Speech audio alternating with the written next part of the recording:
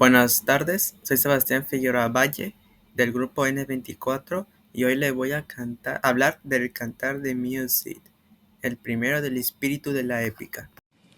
El espíritu de la épica. La poesía épica ha sido tan universal en el tiempo y en el espacio, y característica de tantos pueblos en una etapa determinada en su desarrollo, que es casi imposible definirla. Entre sus elementos podemos señalar un héroe con un objetivo o ideal concreto, quien tiene que superar una serie de obstáculos para conseguir ese fin y alcanzar plenamente su grandeza, contactos con una divinidad que, además de enaltecer al héroe y contribuir al desarrollo del tema, pueden añadir un sentimiento de misión sobrenaturalmente inspirada a un pueblo escogido, una buena dosis de actividad guerrera contra enemigos tradicionales y a menudo un constante peregrinaje o búsqueda simbólica. El tono es elevado, la actitud del poeta seria y moral, y a su estilo apropiadamente sublime, ya que están involucradas personas principescas, grandes hazañas y el prestigio nacional o de la raza. El mundo es épico, épico es, por lo general, varonil, y en el caudillaje, el código militar y la total entereza frente a la adversidad son más importantes que el éxito en el amor o a las delicadezas cortesanas. Se presupone que existe una comunión ideológica entre los personajes de la narración y el público a quien va dirigido el poema. A veces hay falsedad, pero al final triunfa siempre la justicia, sin que se sienta la necesidad de poner sus fundamentos en tela de juicio. El héroe es, con frecuencia, un hombre que se encuentra en una situación comprometida, quizá no un malhechor, pero sí temporal o injustamente proscrito de la sociedad y capacitado en su relativo aislamiento para mostrar su grandeza y llevar a cabo hazañas que le aseguren su retorno a la sociedad. A una sociedad que la aclara y su beneficiará moralmente con su regreso. O con su ejemplo, si es que el héroe ha perecido en su intento. Los mejores poemas épicos son productos de poetas clarividentes que saben sobrepasar las limitaciones del tiempo y lugar y echar una amplia mirada a la sociedad y al destino nacional. Estos poemas pueden convertirse en documentos vitales de la herencia cultural del país y crear héroes nacionales. Son poemas de esperanza, no de desesperanza. Aparecen por lo general cuando un pueblo es activo, progresivo, confiado en su poder y seguro de sí mismo, hasta el punto que en las épocas más dominadas por la desconfianza, como la nuestra, pueden parecer ingenuos, pero incluso entonces nos damos muchas veces cuenta de que nuestra simpatía se inclina fácilmente del lado del héroe, que conserva sus excelentes cualidades en una situación peligrosa. El lector moderno necesita recurrir a toda su imaginación e idealismo cuando se acerca a la poesía épica, pero la nobleza de sentimientos que está presenta, su poder emotivo y la majestad de su verso le recompensarán con creces. El poema o cantar de Mío Cid es el poema nacional de Castilla y uno de los grandes poemas de la Edad Media europea. Es asimismo el primer texto poético de grandes vuelos de la lengua de la península. Fue compuesto probablemente en los primeros años del siglo XIII en o cerca de Burgos, cabeza de Castilla la Vieja. Se trata de una mezcla magistral de historia e invención que abarca casi 2 decenios de la vida de Rodrigo Díaz Vivar, conocido por los títulos honoríficos de El Cid y El Campeador, el noble y esclarecido caudillo que vivió entre 1040 y 1099. El Cid es el héroe nacional de España, en parte o quizá principalmente como consecuencia de este poema. El texto ofrece muchos de los rasgos que caracterizan a la poesía épica que hemos señalado antes, pero aparecen también diferencias que son insignificativas cuando consideramos su originalidad y su éxito. En primer lugar, su carácter eminente, realista o verista ha hecho que algunos se pregunten si posee suficiente dimensión épica.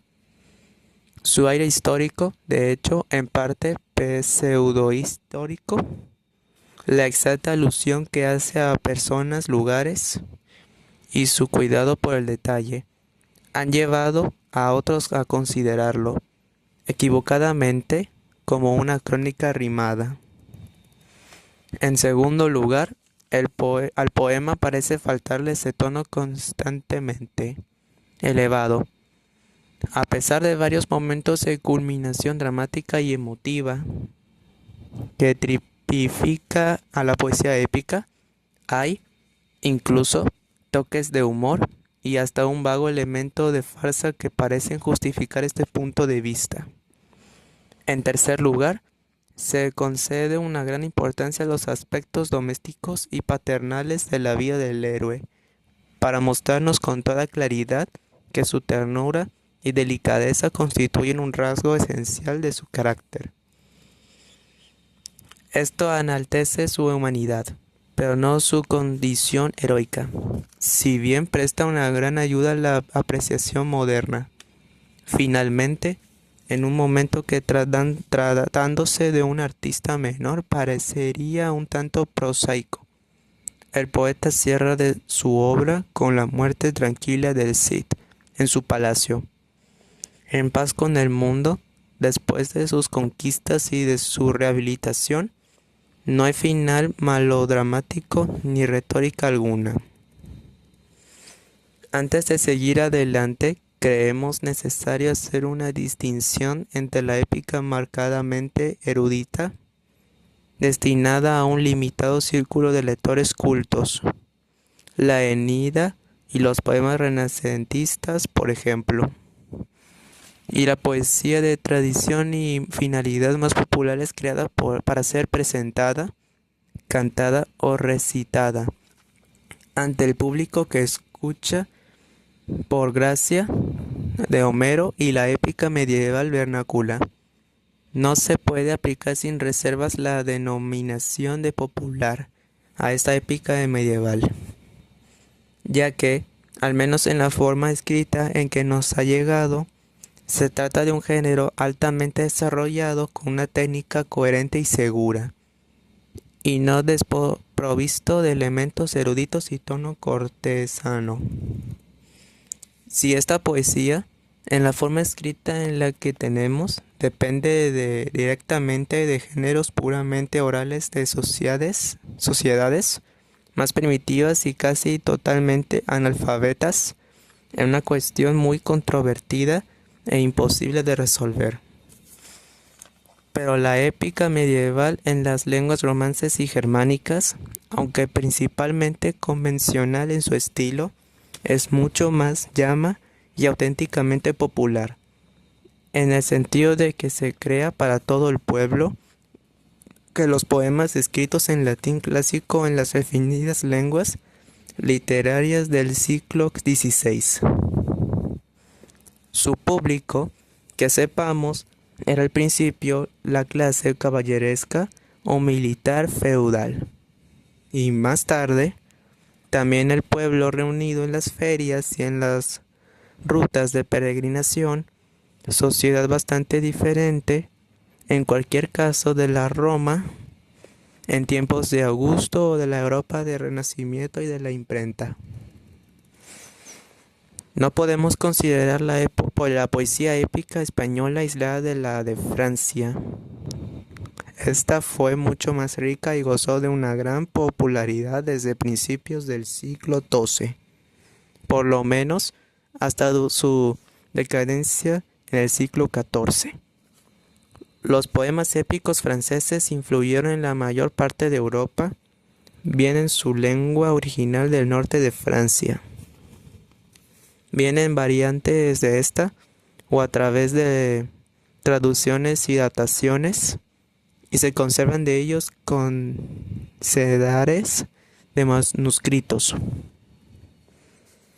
El que parece ser su primer texto importante, la Chanson de Roland en su versión de Oxford o de Turoldo, compuesta hacia el año 1100, no solo inició el género y fijó sus normas, sino que llevó el nombre de su héroe a través de Europa y le aseguró un culto casi de santo, dignidad alcanzada en la realidad por Carlomagno, emperador y protagonista literario patriarcal.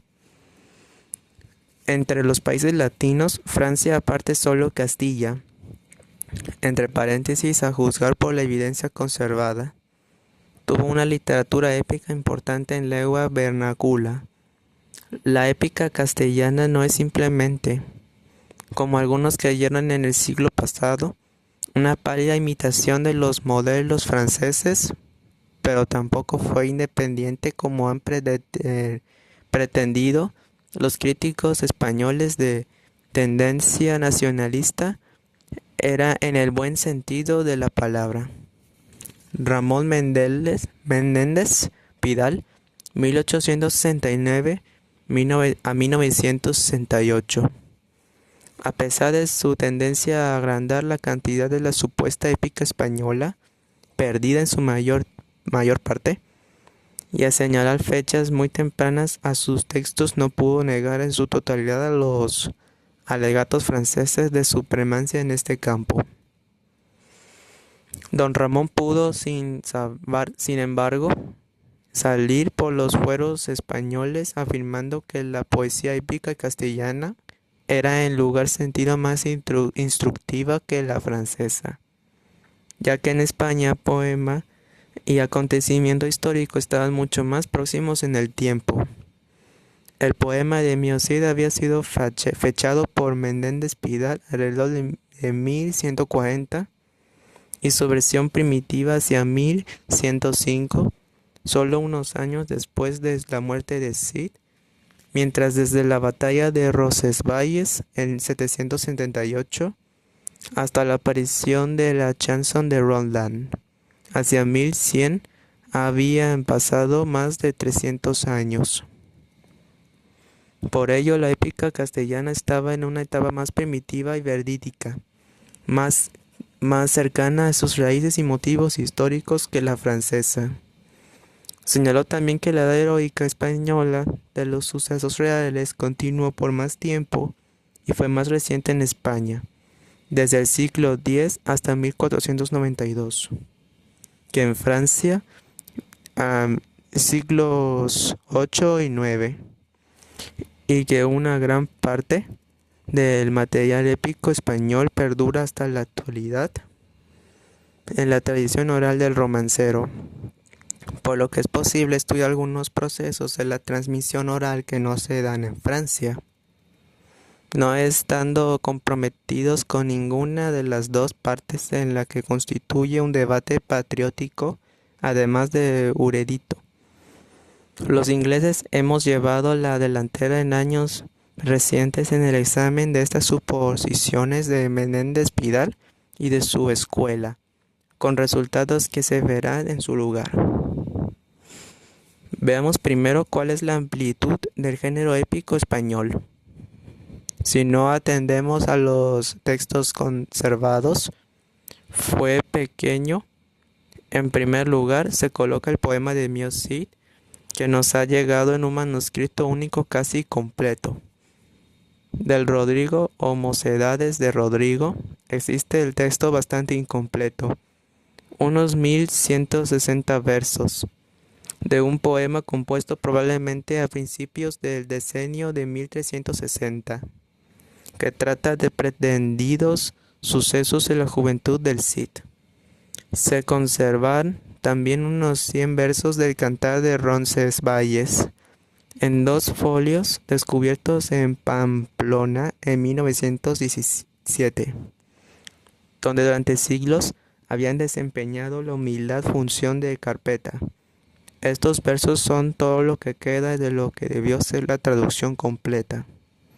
Navarra, de una versión tardía, perdida en la actualidad, de la chanson de Roldán.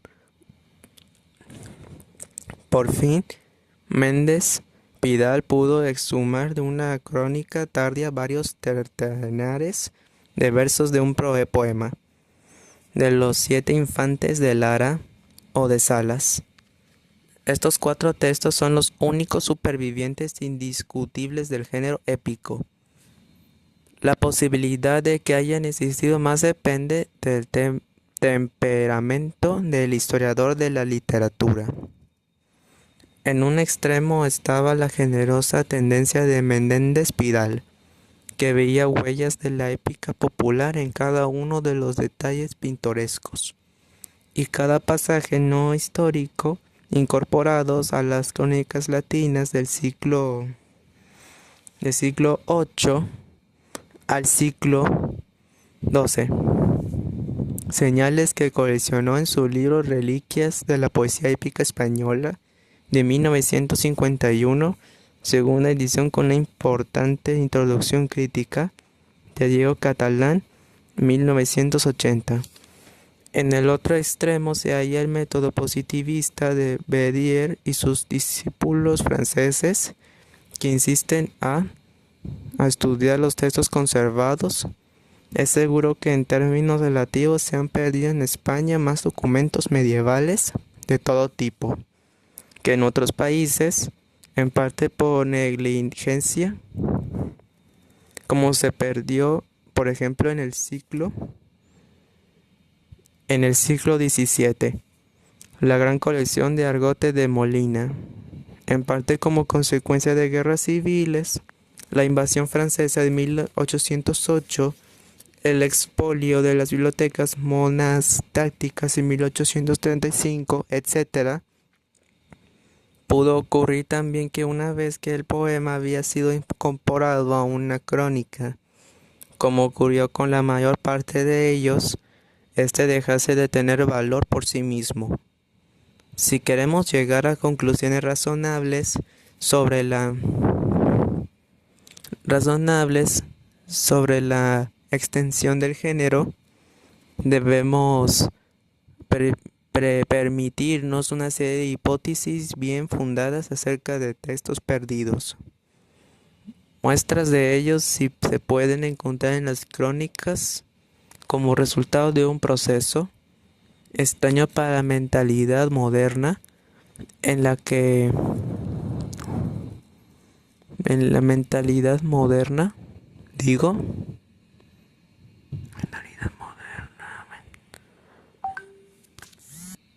con la historia de hechos soñados o leyenda poética. En inglés se diferencian últimamente las palabras. Estas crónicas pertenecen a los siglos XII y XIII. Las más importantes en latín son la Nagerense, fechada por Pidal y Ubieto hacia 1160, pero recientemente por lo más a fines del siglo XII. El Crónico Mundi de Lucas de Tuy, 1236, y de Rebus Hispaniae de Rodrigo Jiménez de Toledo, 1243. En esta solo la línea narrativa nos da la pista, y es posible que entre ellas la Nagerense haya adoptado detalles no de fuente épica vernácula, para entonces posiblemente inexistentes, sino de poemas latinos de carácter heroico y compuestos en los monasterios.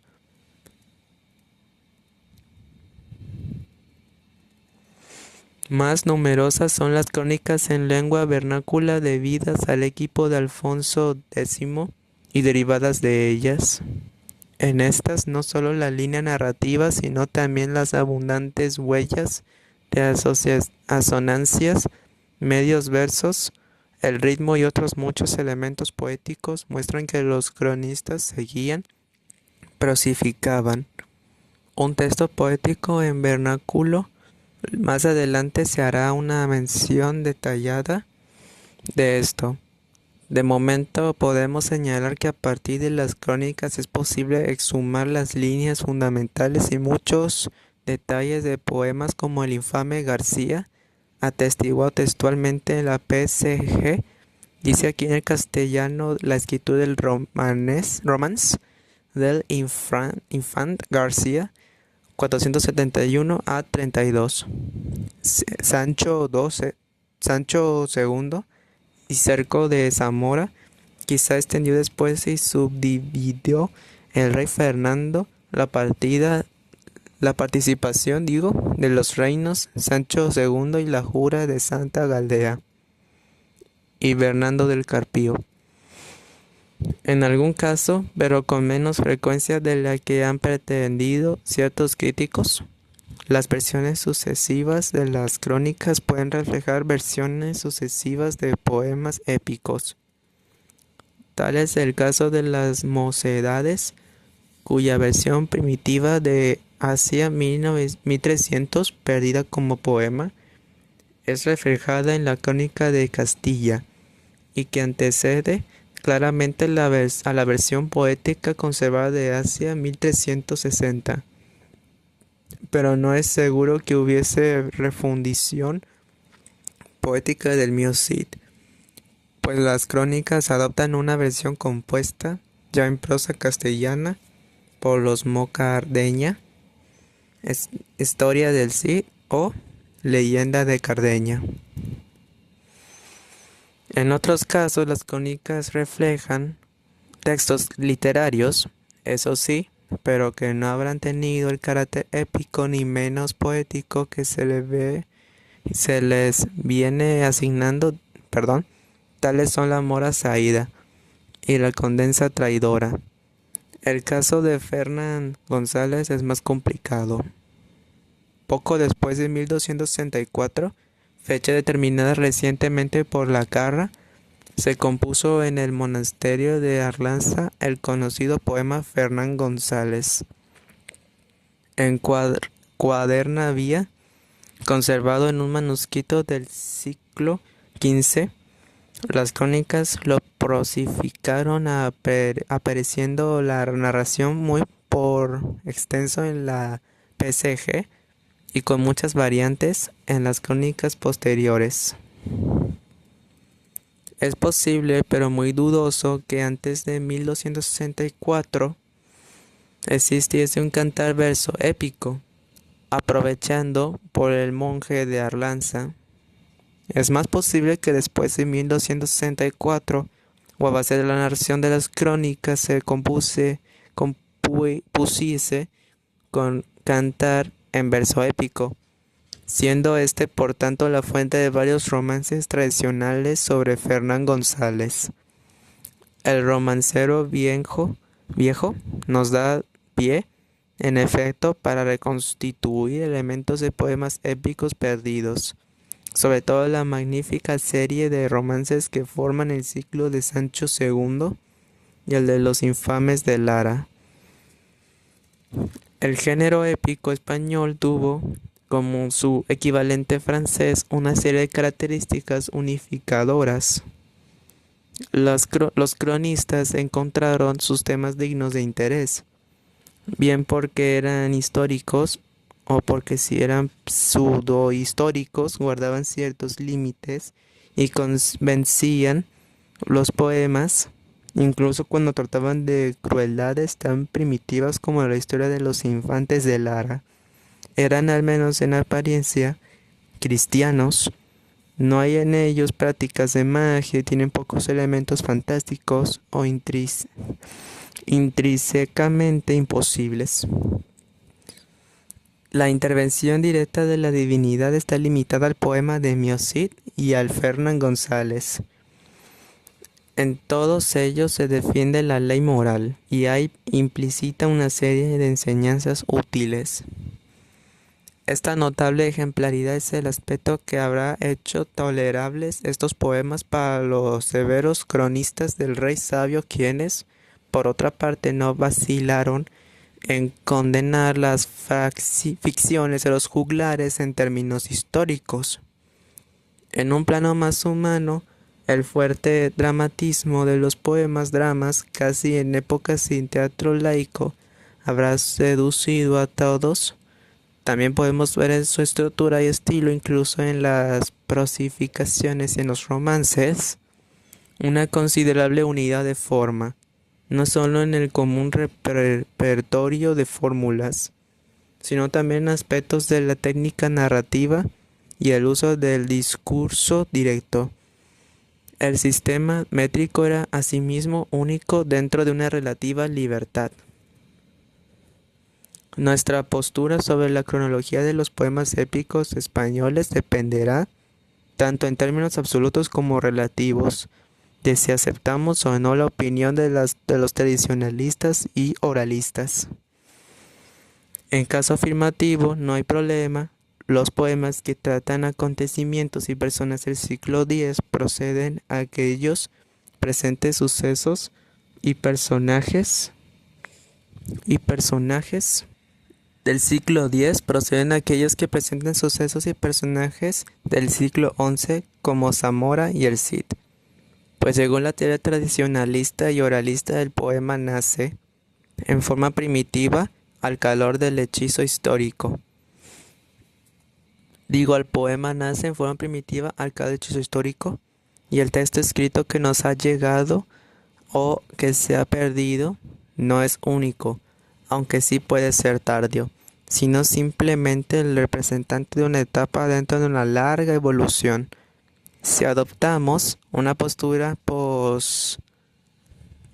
positiva a base de textos conservados y de conjeturas cautelosas, el poema de Mio Cid, con su mención única en el género de 1207, es el primer poema épico español, y los demás poemas le suceden a lo largo del siglo XIII.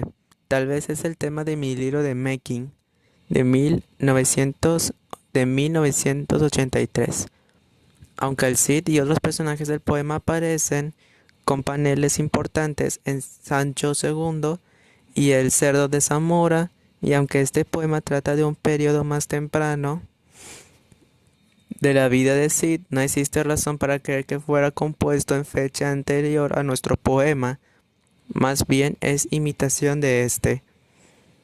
Genial y obra de un discípulo también burgales que se pudo ayudar en el Carmen de Morte Sarciti Regis del monasterio de Oña, en parte reconstruido por Entwistle, el totalmente ficticio Bernardo del Carpio, del tema carolingo de fines del siglo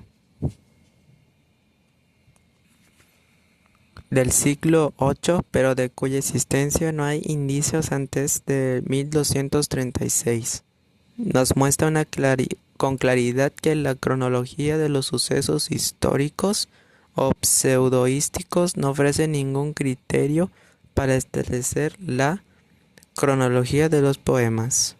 Y ahora pues llegamos al final del poema primero y pues no me queda pues demasiado tiempo, así que pues supongo que voy a seguirle más.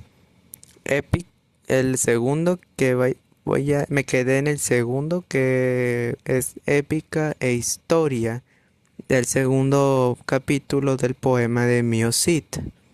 Y pues voy a seguir. La relación entre la historia y la épica, y más concretamente la cuestión de la historicidad de los poemas épicos, es algo que ha obsesionado a los críticos, complicando quizás en necesidad el estudio de los poemas como literatura. En realidad no es más que un problema marginal. Se han malgastado energías en investigar la exactitud del acontecimiento histórico que subyace en los poemas que nos han llegado, que ha podido incluso dar lugares a ellos de una manera más o menos remota. Se ha insistido en todos los detalles de la batalla de Roncesvalles, cuya fecha 15 de agosto de 1768 nadie pone en duda, pero cuyo lugar exacto se discute con pasión. Ay, ya no. Bueno, pues ha sido un placer leerle esto, profe. Que tenga un buen día y una buena tarde.